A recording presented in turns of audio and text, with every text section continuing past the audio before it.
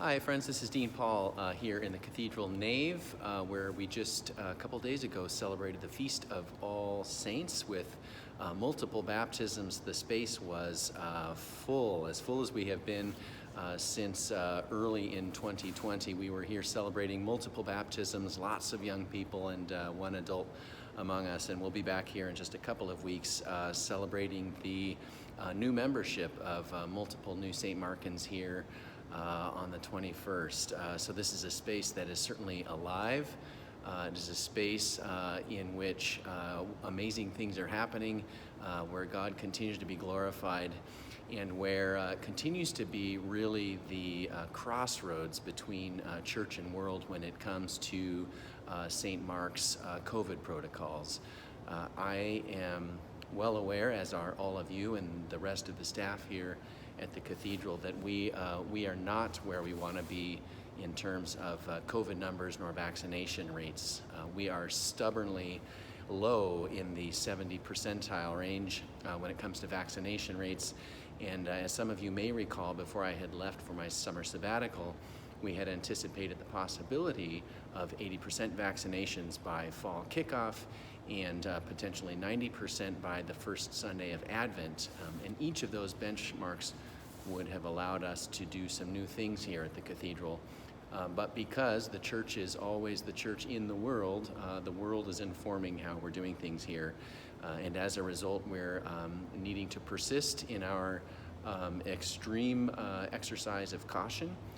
In fact, building in some significant redundancies here at the Cathedral so that we keep one another safe and that we keep those guests who come to join us for worship safe as well, including those young people we baptized just Sunday who would otherwise not have been able to be here.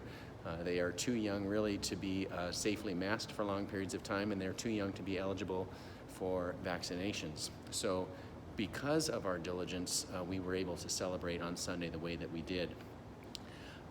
We've got these redundancies, as I mentioned, because we have chosen not to be a faith community that asks for vaccination records. We don't have vaccine passports here at the Cathedral. So what we've done instead is agree to continue to do those sorts of precautions that we've done for some time now, including masking and distancing to the highest degree possible. And while we know that's frustrating for many of you who have done your part to be safe, because we live in the world that we live in, and because we're trying to make sure that we can be a safe place for everyone to be with us on Sundays, it's important that we continue to persist in this good practice of risk mitigation. So thank you for continuing to do so. We have heard it, we're aware of it, so you don't need to remind us of it on Sunday mornings. We are loud and clear that we're ready to move beyond this. And you will certainly hear from Canon Pastor Kingsley and I about a vision for heading into Advent and what it's going to look like for us with persisting safety protocols. But do know that there's no foreseeable change in our current practice, that we're going to be here for a while, and we would ask that you continue to abide by what we're up to for the sake of the common good. Do want to give a quick word about what's happening this weekend. As some of you know, several years ago, the Cathedral received a gift for the Fontaine Sermon. And this Sunday, we're going to be hosting that Fontaine Sermon. And we are privileged to have coming to us from the presiding bishop's office, the Reverend Canon Stephanie Spellers, who is Canon Missioner for Evangelism, Reconciliation, and for the Stewardship of Creation. Last year, in the midst of the pandemic, Canon Spellers penned a book called The Church Cracked Open, in which she talks candidly about not only her personal experience, but the history of racism and white supremacy within the Episcopal Church. This was an important book for me to read as part of my own sabbatical studies.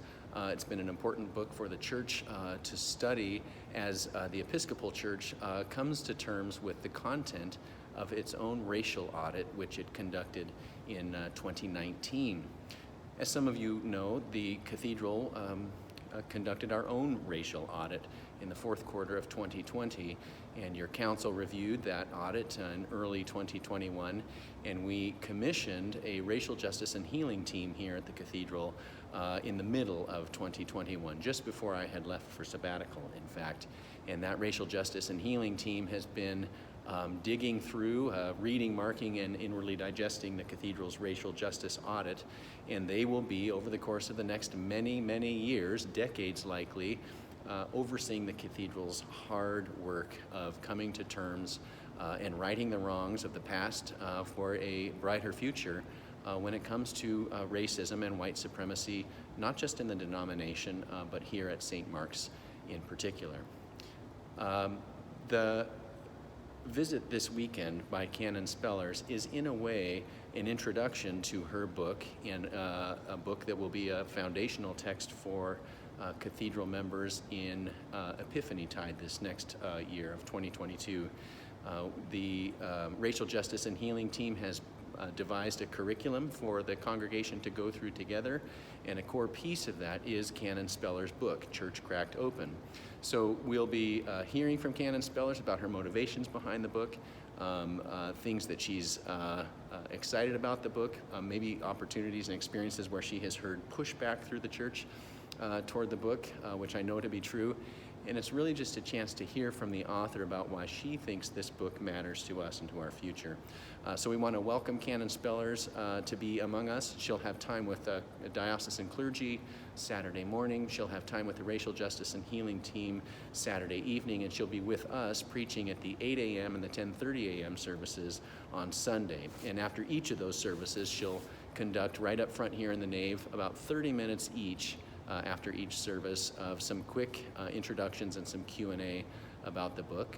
She'll also host a book signing between the 8 and the 10:30 services here on the Cathedral campus as well. We hope you will welcome her to us. We hope that you will keep her and her family and her hard work in your prayers.